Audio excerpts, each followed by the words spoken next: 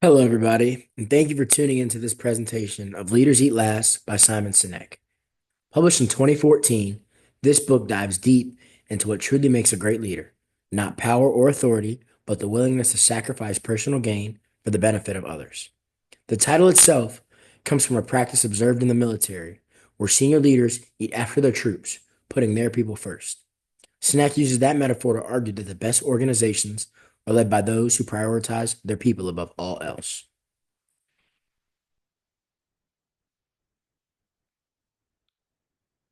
So, who is Simon Sinek? Simon Sinek is a renowned leadership expert, speaker, and author. He rose to global fame with his TED Talk, Start With Why, which has become one of the most viewed talks of all time.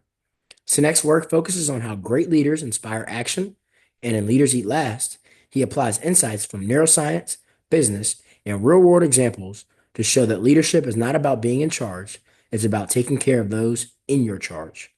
And he says in that book, leadership is not a license to do less, it is a responsibility to do more. That sense of duty is a recurring theme that shapes every chapter in the book. The central idea in Leaders Eat Last is that leadership is about creating an environment where people feel safe, supported, and inspired to contribute. Sinex introduces what he calls the circle of safety, which is the idea that leaders must protect their teams from external threats and internal dysfunction.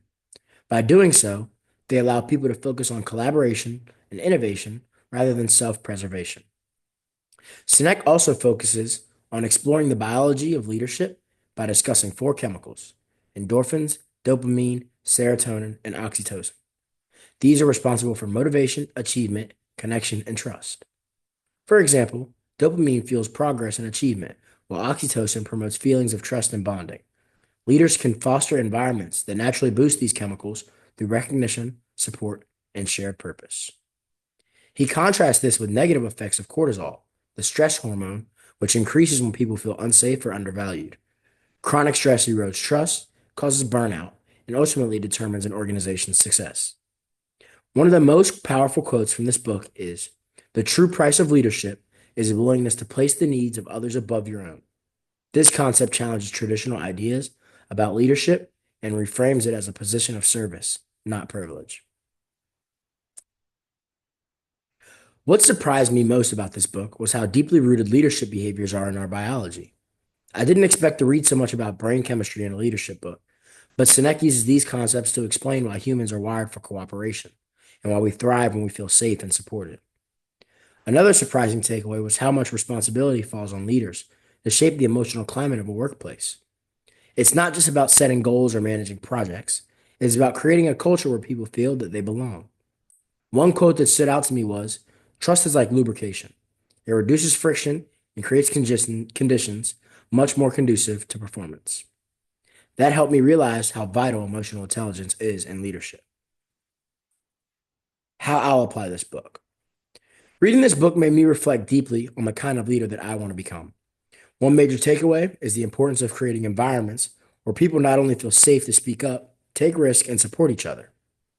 I want to lead by listening, showing empathy, and being consistent in my actions. It also reminded me that leadership is not about being the loudest voice in the room, but the most trustworthy. As Sinek says, the rank of office is not what makes someone a leader. Leadership is the choice to serve others with or without any formal rank. That means I don't have to wait to be in a management role to start applying these ideas. I can live them out in team projects, internships, or student organizations on campus right now. In practice, I plan to recognize the contributions of others, stay calm under pressure, and make sure everyone on my team feels heard and valued. That's how trust is built over time.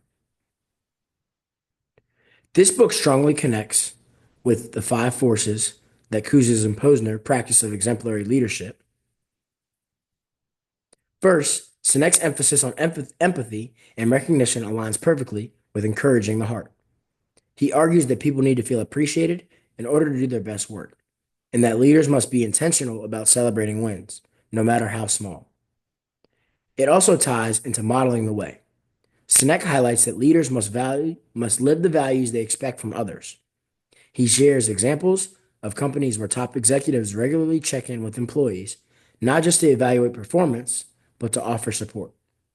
Finally, the idea of inspiring a shared vision is present throughout the book. Sinek shows how effective leaders give people a cause or purpose larger than themselves. That sense of shared mission is what binds teams together and drives sustained performance. My final reflections. In closing, Leaders Eat Last is one of the most eye-opening leadership books I've read. It challenged the idea that leadership is about control and instead presented it as a service to others. It made me realize that culture starts at the top and that every action a leader takes either builds or breaks trust.